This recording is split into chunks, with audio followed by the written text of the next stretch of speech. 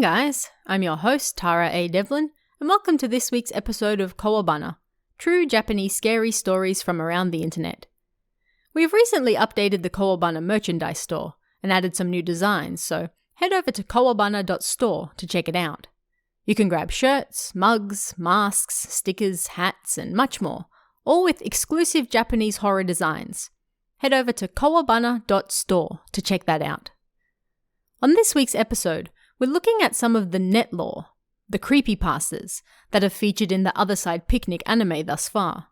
I highly recommend the show and books if you haven't checked them out yet, as they make liberal use of the many stories you can find on Ni-channel. Several stories have already featured on Kowabana over the years, such as Hashaku-sama, Kankan Dara, Kisaragi Station, and so on.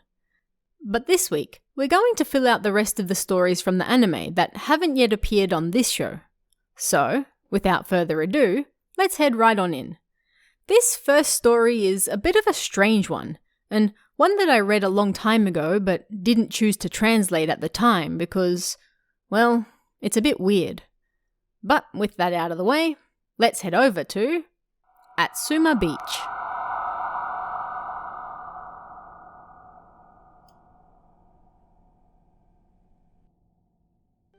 This happened last Sunday, 3 days ago. Tokui-san, Yoshioka-san, and I went to Suma Beach. We went by bike, seeing as we don't live that far away. But when we went down the road near the bus stop close to the beach, 4 Boso Soku gang members had stopped their bikes there. Turning around would just draw their attention even more, so I pretended not to care and deliberately started talking as we passed them. So, about that game we played yesterday. Then the back of my bike hit some part of their bike that was modded or something. Shit, I thought, but maybe they didn't notice it, so I kept going. Hey, wait up! What do you think you're doing to somebody else's bike? You really gonna ride off without saying a thing? I froze on the spot. Or maybe you actually have balls, huh?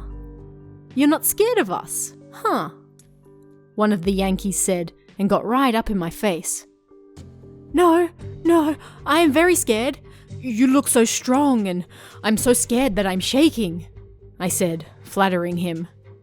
Then one of them suddenly got on his bike and grabbed Tokui-san's arm. Hey, I'll take you for a ride, he said, taking off and dragging Tokui-san along behind him on his bicycle. Please, I didn't have anything to do with it, Tokui-san pleaded, but the bike sped off into the distance. Tokui-san's bicycle went off into the distance as well, but before long he fell, and his legs hit the raised part in the middle of the road, messing up the toe on his right foot badly. Oh, I didn't even do anything! Oh God! He cried in pain. It's just like Back to the Future! The Yankee almost laughed himself to death. Wow, you're just like a stuntman, I said, trying to curry the Yankee's favour. So, you can do these sort of tricks with a bike, huh? I want to get a bike license too. Are they fun to ride? I desperately appealed to him, no idea of what I was saying. You're next, he grinned, and then grabbed Yoshioka-san. Then someone suddenly kicked my back, and I fell over. Quit carrying on like a fool, one of them said, and then tried a judo trick out on me while I was on the ground. Ah, that hurts, I cried, and I grabbed a stone, but then I let it go.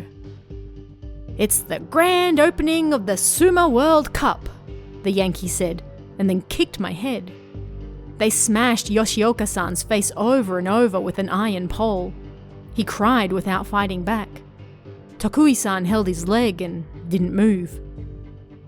These bitches got no balls whatsoever, huh? One of the Yankees said, bursting out into laughter.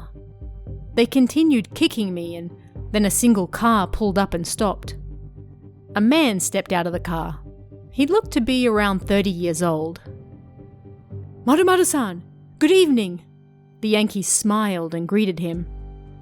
Hey, The king of Suma Beach, Marumaru Nisan, is here, the man said in a loud voice, and then kicked Tokui-san on the ground as hard as he could. Oh, that hurts, Tokui-san screamed. What's wrong with you? Why are you lying on the road? You want someone to run you over? The man said, and stepped on him. Tokui-san suddenly froze and stopped moving at all. Hey, this guy's dead, the man screamed and got back in his car. You guys are murderers, he said to the Yankees and then drove off. Ooh-ah, one of the Yankees said after he went over to Tokui-san. They all got on their bikes and then disappeared. My face hurt so bad that I continued lying on the ground for a while. Yoshioka-san bent over on the grass while Tokui-san lay unmoving on the ground, and 10 minutes passed, just like that. We lay there in the dark for a while, but then I grew scared. Hey, Tokui-san, I called out. He still didn't move. At that moment, I heard a sound coming from the beach. I didn't even have time to wonder what it was. I heard a chant, something like An, Myo, Ji. And out of the darkness, a green child came running towards us. I was terrified and closed my eyes. Seriously, was petrified. I mean, a tiny green child came running at us. Then I think the child screamed in this really loud voice. Jo! Mi! Shin! Yoshioka-san started crying.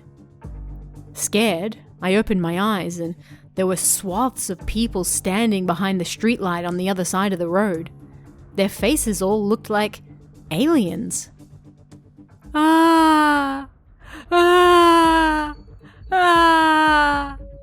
They all screamed together and then rushed over to Tokui-san. Then all of the aliens started crying. I was so scared that I got on my bike and fled.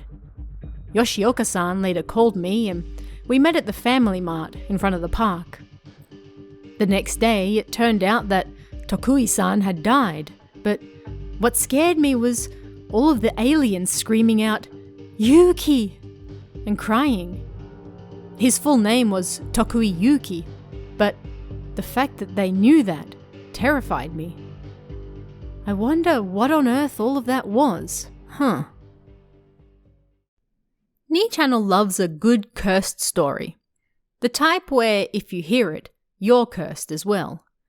We've featured numerous stories of this type on Kowabana over the years, and this is yet another. So if you're superstitious, then you might want to skip on ahead. This story is about an old woman who shows up looking for teeth, but who she is and what she exactly wants is a mystery. This particular tale played out over numerous replies and questions from other users at the time, much like Kisaragi Station, so I've included those in the story to get the full picture. But let's head right on in and check it out. This one's called Sannuki Kano.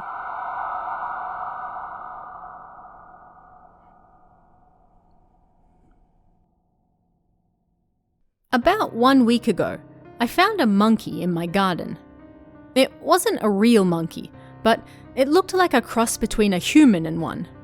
It was early, so at first I thought I was dreaming, but after washing my face and checking again, it was still there. I was so shocked that I almost fell over, and then we locked eyes. The monkey grinned and then placed something nearby before speaking. It was on the other side of the glass and it mumbled its words, but I was able to understand what it was saying, kinda like telepathy or something. Sannuki Kano is coming, so show her this when she comes. If you say that you took it, then she will also give you one. Then bury it in the yard. Then the monkey sped over the fence and disappeared. I went outside to check and the monkey had left a tooth. I think it was human. Probably a molar. At any rate, I still have it.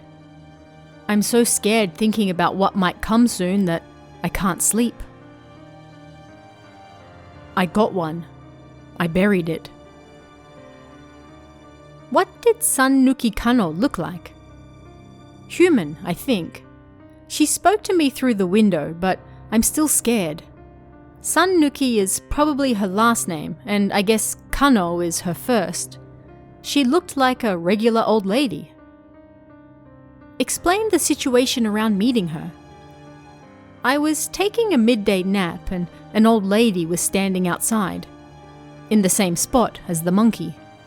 I live in the countryside, so neighbours have come over into the yard before, but this person was clearly a stranger, and she was wearing an elegant kimono as well. I sat up in a daze and the old woman knocked on the window glass. It was like she wanted me to open it, and it was at that point that I woke up. "Who is it?" I asked. "I am Sannuki Kano," she replied. She grinned, but that just made me more frightened. Still, I took the tooth I'd received out of the drawer and showed it to her. The atmosphere immediately changed. "What's that?" "I got it for you." "Really?" "Yes." She fell silent for a moment, but then the smile on her face disappeared. Then she removed something from her sleeve and placed it at her feet. She bent over as she did so, and then, in that same position, sped off out of the yard. Nobody else was outside, so I don't think anyone saw it. When I went out, there was a single tooth on the ground. I took a photo after washing it. The darkness frightened me, so I buried both teeth in an open space in the yard before evening fell. "That wasn't a human, but I'm intrigued. If possible, could you at least tell me which area you're from?" "I'm from the Tohoku area. I think it's all over now, but I'd be lying if I said it didn't bother me. It'd be nice if we had a reference library or something nearby, but it appears we don't. I don't want to ask around and discover any weird taboos or anything. Without prying too much, I hope it's nothing. But apparently my mother found the corpse of a sparrow near where I buried the teeth early this morning. I think she got rid of it already, so I wasn't able to take a photo. Well, she probably would have stopped me if I tried anyway. Maybe it's not Sannuki but Sannoki. In the countryside where my mother's family lives, I recall that they try to scare children by saying, "Sannoki is coming, it'll take you away." I vaguely remember a story I heard from an elder when I was a child about an oni or something called Sannoki. It would find children by the sounds of their cries. All you had to do was stop crying before it arrived, but if you didn't, then you would be marked. Then at night, Sannoki would visit the child's house and steal them away. Things would be all right if you tightly locked the house up, so it was like a warning to make sure all of the windows and doors were closed.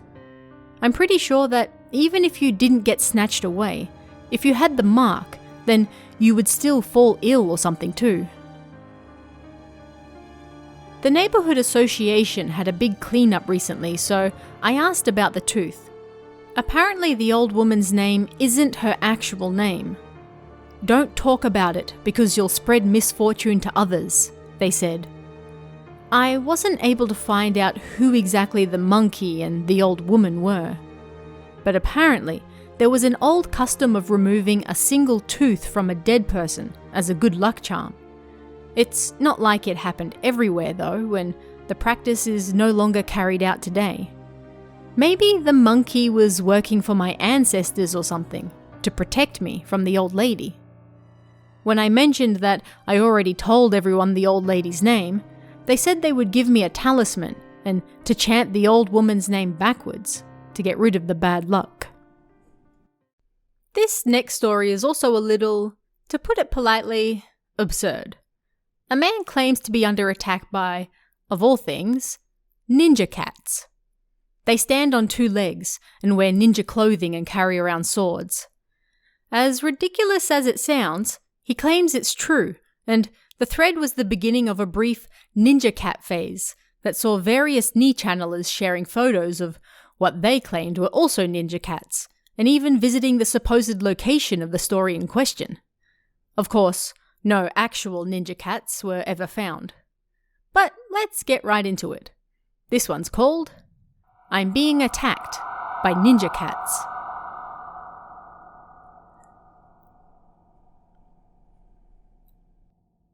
Something strange started happening 1 week ago, so please hear me out.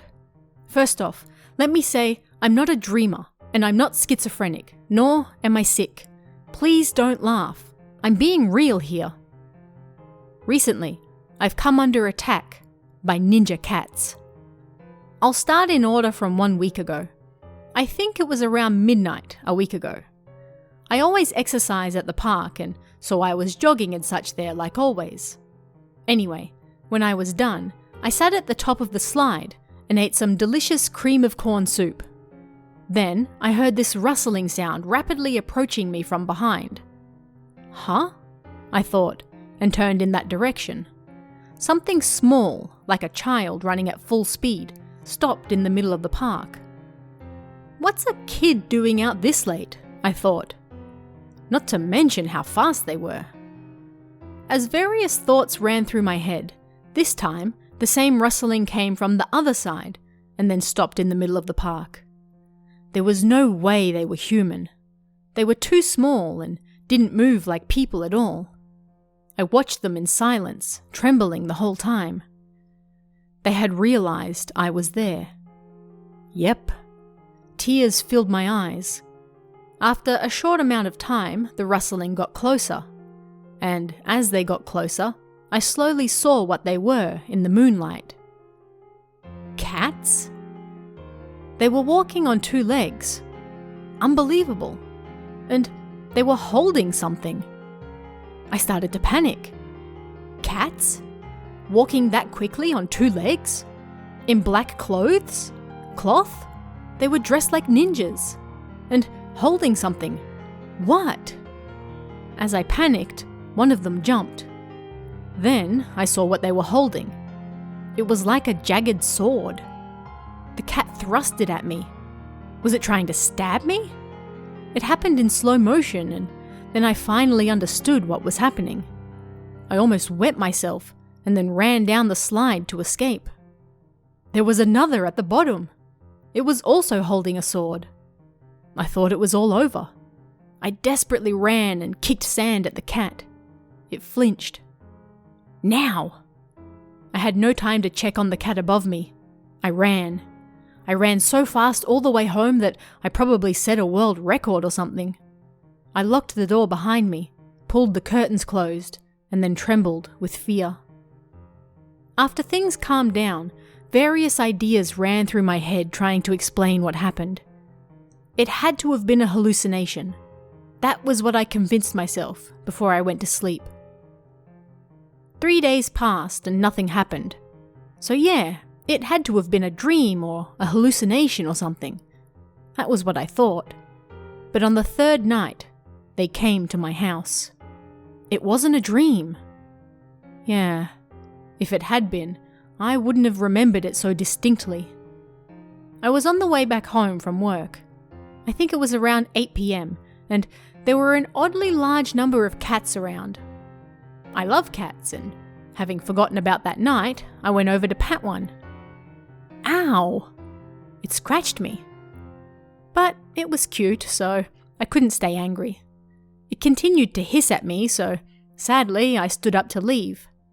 I looked around. Eh? The ground seemed to be moving. There was like 30 of them. So many cats. I remembered what happened 3 days earlier and, scared, I stomped on the ground, trying to scare the cats as I rushed back home. I was trembling yet again, almost in tears. They were just regular cats, so I was okay. I convinced myself that they just gathered because I was squatting and they thought I might have food. Yeah. Nothing else happened after that, so after eating, I soon forgot about it.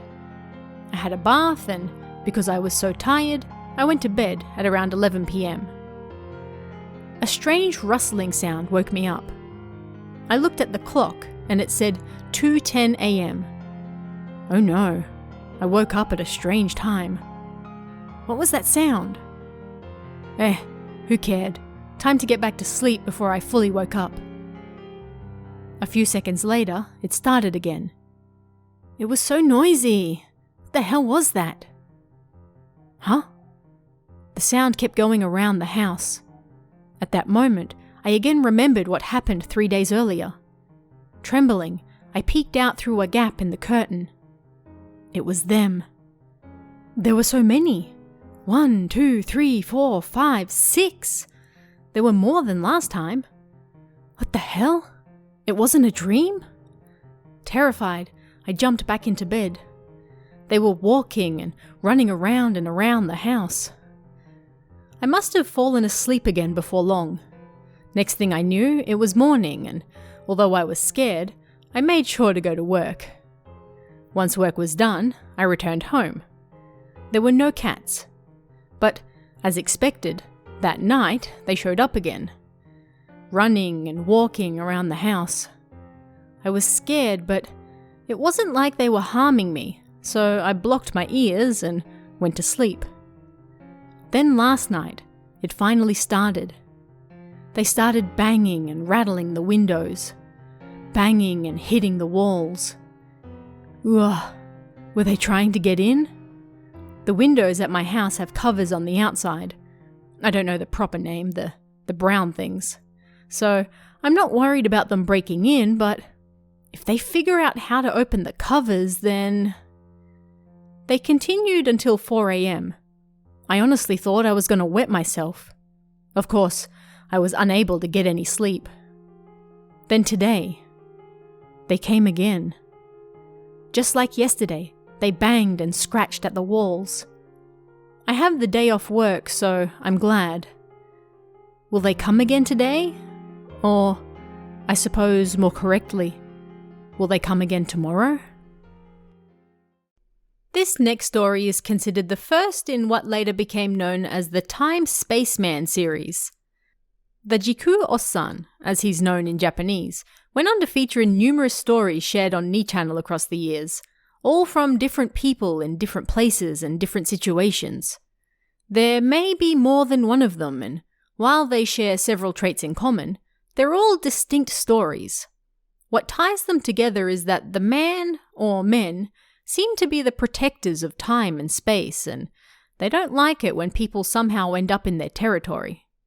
This first one's called the Time Watchman.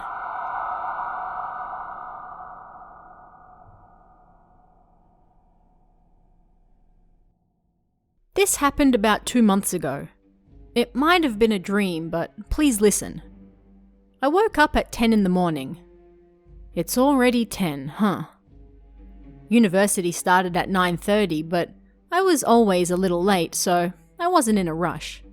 By the way, I live only 3 minutes from university. I ate breakfast, the previous night's leftovers, and got ready for school, and by the time I finally got there, it was 10:24 a.m.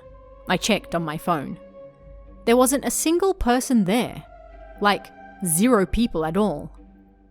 Everyone's at class, huh? Good for them, I thought. And so, I made my way towards my own class. When I got there, I looked inside, but nobody was there. Huh? Did I get the room wrong? I thought. I checked my paper, but I was definitely in the right place. Weird, I thought, and as I went to leave, my phone rang. This was the strangest thing of all, but when I looked at my phone, it said, "Nobody," in English letters. Like, there was no way for the phone to display English letters, right? But still, I answered the phone. Yes? Hello? The moment I said that, an old man screamed at me. "Why are you here?" "Who is this?" "That doesn't matter. How did you get here?" "I'm sorry?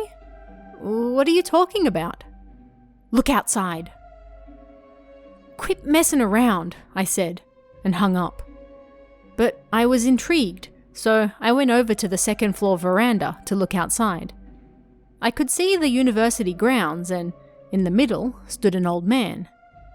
Looking closer, he had what looked like a phone pressed to his ear. As I stared at him, the old man slowly turned to look at me. Shit! the old man put his hand in his pocket. I didn't know why, but I felt like I was in danger, and so I ran back into the classroom. At that moment, I felt my body stretch, a sensation I'd never felt before. What the? And then I woke up. I was lying down in my room, and the clock said it was 8 o'clock exactly. What a strange dream. That was what I thought as I got ready for school. And then I noticed something strange. When I opened the fridge, the leftovers from the previous night were gone. The dishes were still there in the kitchen. I still think that the old man I saw that time was perhaps a Time Watchman or something. But I don't remember his voice or what he looked like at all. I just remember that it was an old man. I don't know why though. This next one is yet another person's experience with the time spaceman, this time while at school. This one's called Old Man in the Playground.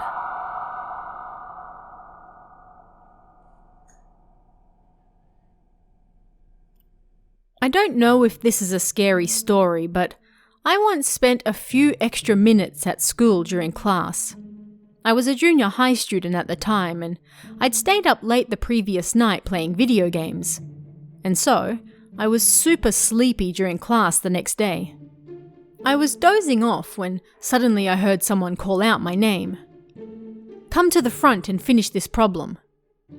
I got called to the blackboard, so I got up and walked over to it.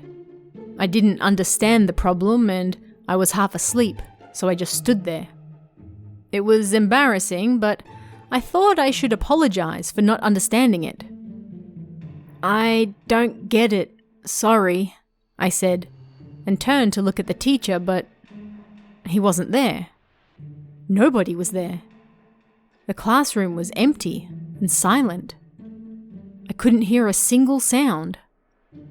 There was this weird sense of discomfort. It crushed me and made me feel sick. So I looked out the window at the schoolyard. I figured maybe PE class was on or something. But instead, I saw an old man working in the middle of the yard. What is he doing? I thought. And at that instant, he noticed me and looked at me with this strange look on his face. Then he shoved his hand into his jacket pocket. That's all I remember. Next thing I knew, I was sitting in class and, just like before, the teacher asked me to come up to the front of the class to solve the problem. I was worried everyone might disappear again, so I said, "No, thank you, I'm good." Everyone laughed, but I felt like I was about to burst into tears. Maybe because I looked so serious about it, the teacher then took me to the nurse's office.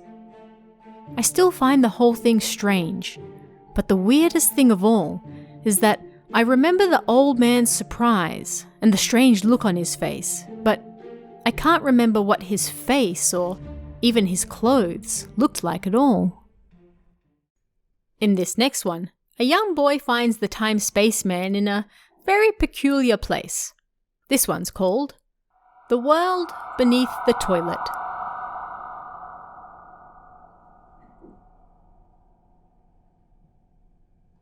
Ever since I was a child, I think it was normal to say that I must have been dreaming.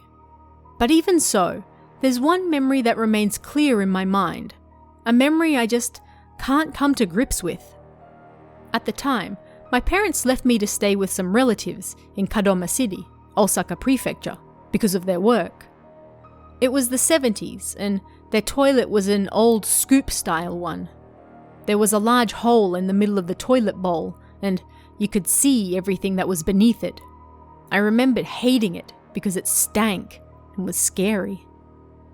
One day, I was playing outside, and when I returned home, I went straight for the toilet. It was still the middle of the day when it happened. I didn't wake up during the night, and it wasn't early morning. I was wide and fully awake.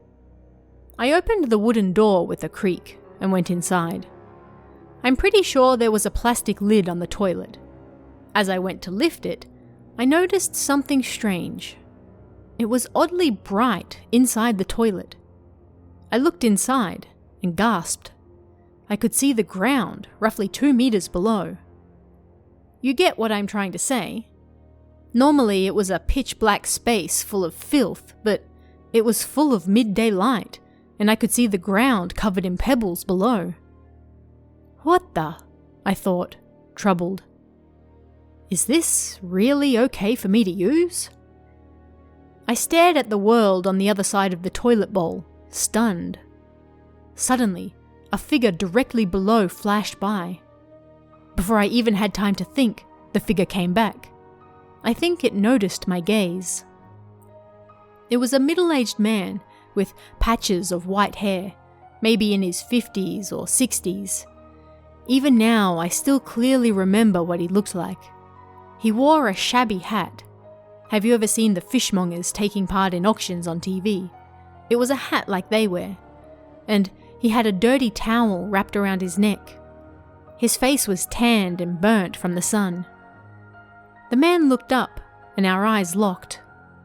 We stared each other down for a few seconds, and then he screamed, "Boy, you'll be in danger if you keep looking down from there." I turned around and ran from the toilet. My relatives were working at a nearby udon shop at the time. I ran into the store, grabbed the wife, and tried to explain the strange situation to her. "So, there was this old guy and he got really angry and said it was dangerous." "Is that so? You mustn't do dangerous things, you know." No, come on, old lady. I'm talking about your toilet." I was so upset that I couldn't explain the situation to her properly, and in the end, the incident was brushed aside. I stayed in that house for the next 6 months.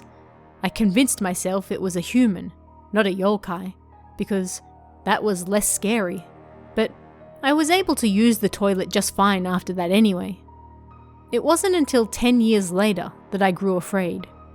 Just who on earth was that old man in the other world beneath the toilet that day? The final stories for this week feature Temple-born T-san, a character that first appeared in 2007 and has since gone on to feature in numerous stories over the years. He started as somewhat of a comedic character, a stereotypical anime cool guy and counterpart to the scary stories that were popular at the time. But over the years he has been adapted and parodied so much that nobody really knows where the truth lies anymore. T-san has yet to appear in the Otherside Picnic anime, but he does appear in the novels, so we're going to end this week's episode with a few short escapades to potentially get you ready for his future appearance. This first one's called Woman in the Red Dress.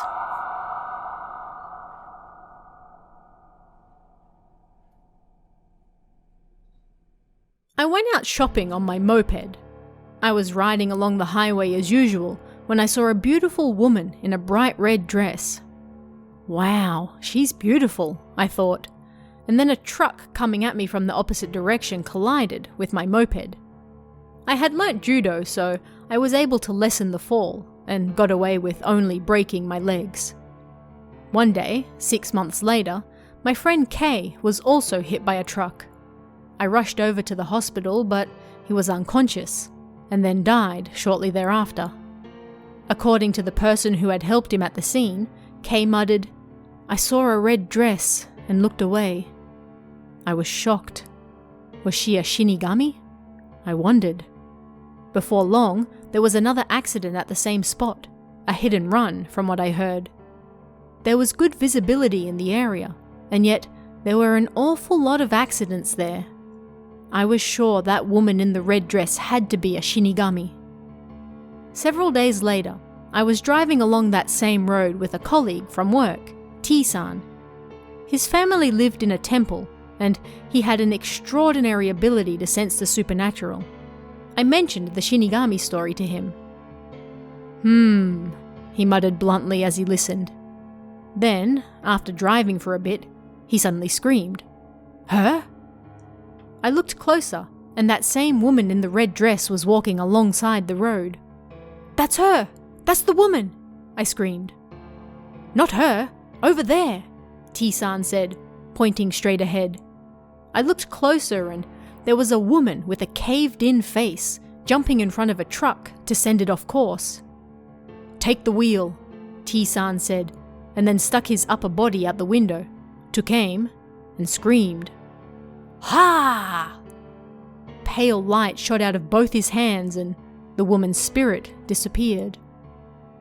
"We're all good now," he said, and then lit a cigarette with a single hand. It was at that moment I realized just how awesome it must be, being born in a temple. In this next story, the narrator gets his first girlfriend, but when she spends the night at his house, something strange happens, and so he calls his buddy T-san over to help. Find out why in I Got a Girlfriend.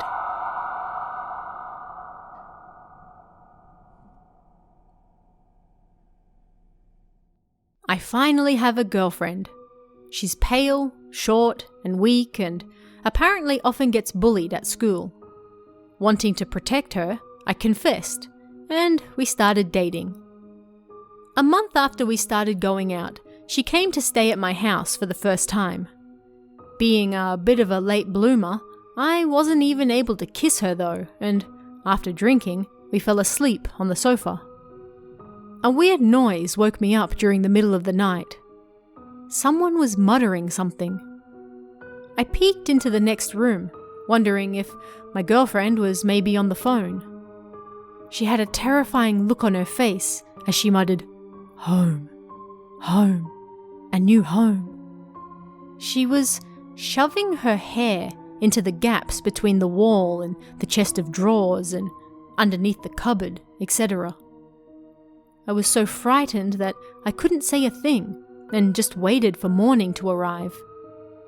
My girlfriend slept peacefully, like nothing had happened.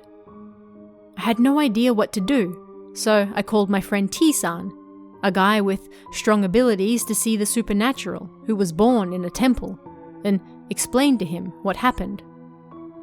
"Alright, wait there, I'll be right over," he said after quietly hearing me out. I let T-san inside without alerting my girlfriend. "This is," he muttered when he saw her. "Get behind me. Whatever you do, stay behind me," he said, and then walked over to her. He started chanting something and then screamed, "Ha!" All of the hair that had been planted around the room went up in flames, even the hair on her head. "Show yourself," T-san said, and all of my girlfriend's long hair fell out and a floating head appeared. "You asshole, possessing this girl so you could widen your barriers." T-san grabbed the head, and then it went up in flames, screaming with its dying breaths, before turning into ash and disappearing.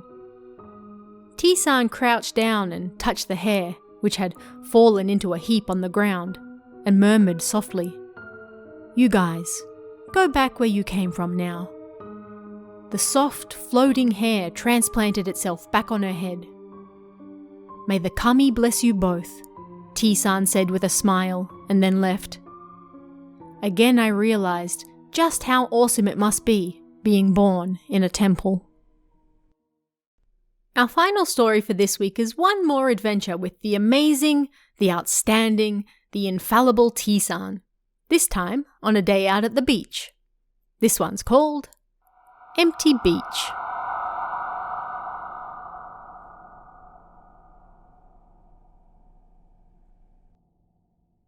I decided to go to the beach with 5 of my colleagues.